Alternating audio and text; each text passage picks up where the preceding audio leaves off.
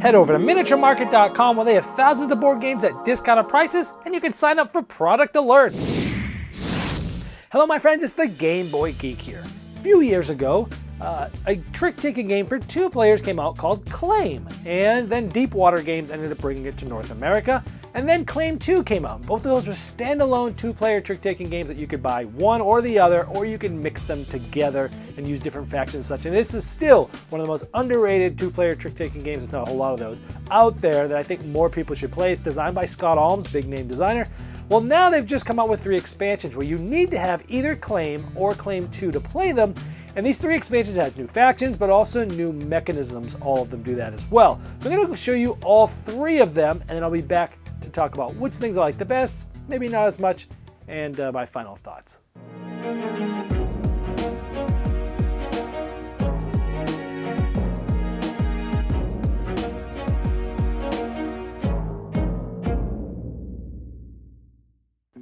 Now, the game Claim and Claim 2 were both standalone games that you could play one or the other or mix. These 3 expansions, you have to have either Claim or Claim 2 to play them. So let's go through each of these and show you what's in them.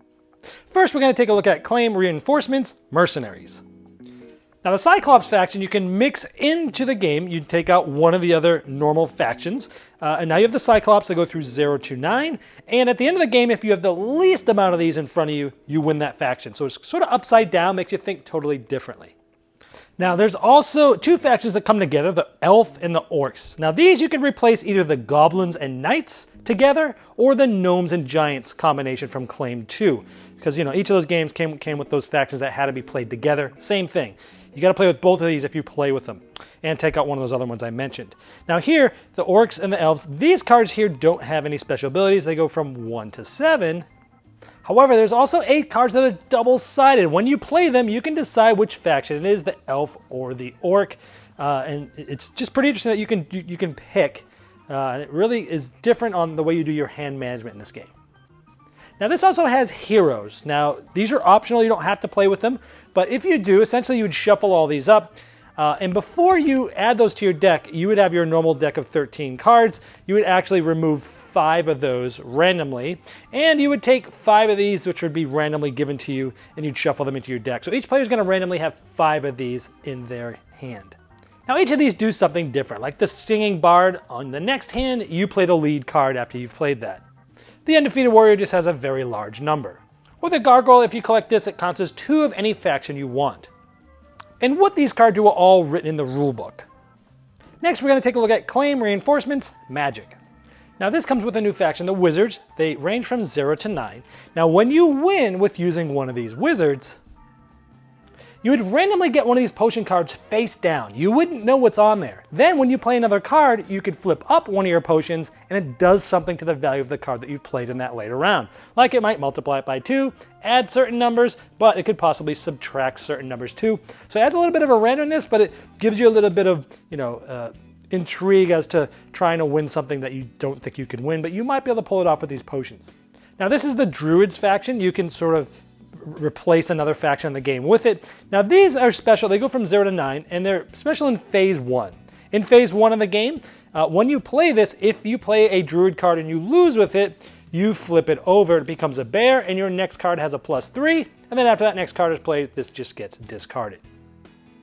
There's also a Shapeshifter faction. They go from 0 through 9. These work very interestingly. Let's say this was the card in Phase 1 that you were fighting over. If you play a Shapeshifter card, it replaces it. This is the card that's now being fought for, and the card that was in the middle is now the card that actually you played.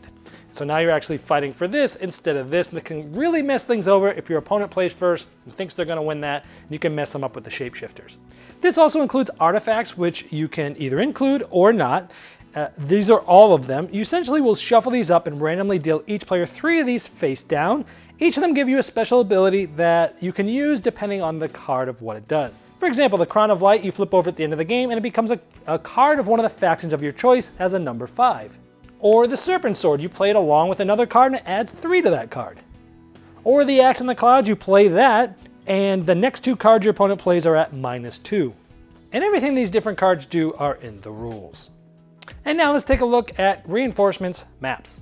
This has a faction called Basilisks, And you can mix this in and take out one of the other factions if you want to. Now, these ones work kind of interestingly. If a player plays a card, and so if this is say you couldn't follow suit, and if you play the same number as this is the basilisks, you get to take the first card that was played by your opponent, and then since this is the only card left, you win this as well, since you won the trick, and this would go in your pile too. So it's pretty powerful. It's hard to use because essentially you have to not follow suit in order to win, but it is powerful if you're able to do it. Another faction you can add to replace another one is called the Phoenixes. Now these ones go from 0 through 9. Now in phase 2, if you play one of these Phoenixes and you lose the trick, you'd end up taking one of these Fire Phoenixes. Now these Fire Phoenixes are shuffled and placed face down. So when you lose in the second phase by playing a normal Phoenix, you would drop the top of that deck and it would be one of these cards. And then once you play that card later, it acts as another Phoenix. Which means the game could go on a little bit longer because you'll end up having more cards to play. But the game ends as soon as one player runs out of cards.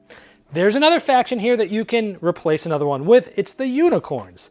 Now, when you play these, in phase 2, if you've won a unicorn and placed it in front of you, each one of those unicorns adds 1 to every other faction you play.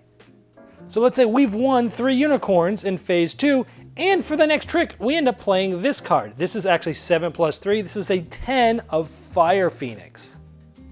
The game also comes with locations. There's 2 different types. These blue banner ones are buildings. And you can use the buildings or not. And when you do, you'd randomly shuffle these and you'd have 1 out for that game. And these typically change the end game. For example, if it's the castle, whoever collected the most faction cards wins instead of the normal way of scoring. Or like the tower at the end, you'd add up the numbers on each faction, and whoever has the highest set of numbers wins that faction instead of the most cards. And all the building abilities are in the rules. Now there's also location cards with these black banners, and those are settings. Again, you can play with settings or not. So when you play with these buildings, you can play with both the blue and the black, or one or the other, or neither. Now, you'll shuffle these up and you'll use 1 each game, and these typically change sort of in-game things. Like in the Underworld, all the 0s become 10s. Or the Farmlands, all of the 2s are considered the highest value of that faction. Or the Shore, in phase 1, the player who loses the trick actually gets the middle card. All of those abilities are mentioned in the rules. All right, let's first talk about the Mercenaries one. I like the Cyclops. They're simple, they don't change too much, but it pretty much turns everything about scoring on its head. Similar to sort of the dwarfs in the original one, makes you sort of think backwards, think upside down. Oh, I want the least amount of Cyclops, okay. And I like that twist. It's simple and easy to give you something different to think about. The Elves and the Orcs, I love that they have sort of double-sided cards that you can use for either one. Again, not a tough one to teach, but it does add some good strategy. I like the variability of the heroes in this one, but I wish the heroes' abilities were sort of on the card. So you have to basically look at the rules and look at those cards. And since you're getting those, I really wish the heroes are face down at the beginning. I really wish that you'd know what's in the deck so you can kind of look at the rules and you can kind of know what's possible for that round. But you don't. You get your hand, you've got them mixed in there, and both players are just going to have to look at the rule book. Again, you start to learn them after a while, but there's so many of them, and you only use 5 each player, that I really wish the rules were on the cards. A detriment there. I probably won't use that as much, but I love the 2 factions, the factions that I mentioned in this one. Let's talk about the Magic expansion. The Wizards and Potions I really liked. Again, an easy one to add. It adds a little bit of randomness, but some fun moments where you're possibly doubling your card or getting some positive or negative values. I like that aspect of it. The Shapeshifters is just mind-boggling how to use these things. It's a cool way to sort of waste an opponent's card on a low Shapeshifter. Also, it can help you win, a high Shapeshifter card. There's just, from the middle, there's just so much that you can do with these things that it makes you really think twice how to use them. And I like that aspect because the way they work simple, but man, it takes a while to figure out how to use those well. The artifacts, I like that the abilities that you give, they give you interesting ways and different times to use them. But much like the other one, I really wish the artifacts abilities were on the card. They were written there.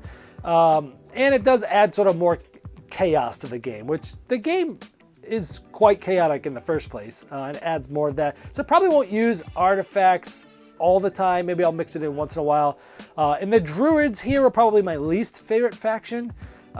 You're purposely losing the trick to get a leg up on the next one, but it wasn't as interesting as some of the other ones. Now in the maps expansion, Basilisks, they basically, they can score in either phase and makes the opponent think twice when playing a suit that they know you don't have. Because if they play a suit that you don't have to follow, you might be able to take their card and win the trick as well. I like that one because it's hard to use and it's hard to sort of set up, but if you do, it's powerful. I like that. The unicorns are really cool, where each unicorn you have makes all of the factions +1 as you play cards. That was my favorite faction in this set. I like the locations, both the buildings, which are sort of the end game goals, and the settings, which are sort of in the middle of the game changes. And again, I wish the abilities were on the cards, but since there's only one of each out, and it's at the beginning of the game, you reveal them, it's not that big a deal as the other things that I've mentioned. The Phoenixes are probably my least favorite in this set because, if you lose with the Phoenix, you get to draw that Phoenix Fire card, which is interesting and it gives you some unsurety and changes the end game timing, which is cool. But again, it adds even more chaos, which I think the game's already chaotic enough. So my summaries here, I liked all three of them. I feel like there was enough in all three of these that I would have bought all three of these. Even if you like just two of the factions or one faction and one of the new ways to play, I think each of these is worth it. I'd say Maps is my favorite because I like using both locations all the times, and I like two of the factions a lot. Then I probably like Magic, the Wizards, the Magic expansion next for the Wizards and Potions and the Shapeshifters. Then the Mercenaries I probably like the least, but I still really liked it for the Cyclops and the Elves and Orcs. Again, if you've played a lot of Claim and you're looking for something new, my gosh, this adds so much replayability where you could just out of all the factions, just randomly select a certain amount of them, and every time you play the game, it's going to be quite different. And I like that they're expanding on this world. If you haven't checked out Claim yet, gosh, what are you waiting for? This is a great two-player trick-taking game. Check out Claim or Claim 2, and you'll probably want to add some of these expansions to it. This has been the Game Boy Geek, breaking down barriers, growing relationships through board games by helping you on the next one you'll love. Did you miss the Game Topper 2.0 Kickstarter? Have no fear, it's not too late to get in on the ultimate gaming accessory. Convert your table into a high-quality gaming table with a fully portable Game Topper system and take advantage of some of the best 3mm premium gaming mats in the industry. New styles, new sizes, and new accessories can be yours. Upgrade every game you play by late backing now at GameToppersLLC.com.